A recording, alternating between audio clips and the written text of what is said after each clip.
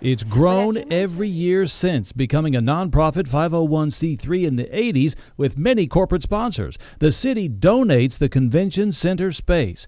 This year, they plan to feed 25,000 people free of charge. And his philosophy was, we come into this world with nothing and we leave with nothing.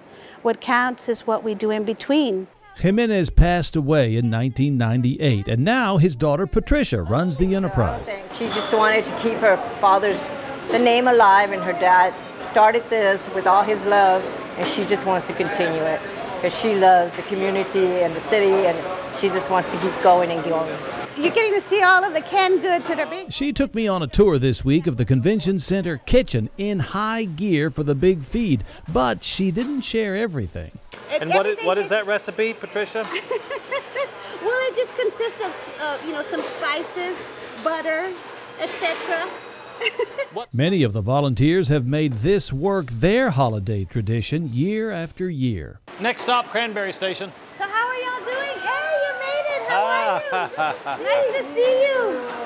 This is one of my good friends from college. Oh, hi. Jimenez now works on this dinner year-round, organizing sponsors, volunteers, and logistics with a small staff and board of directors.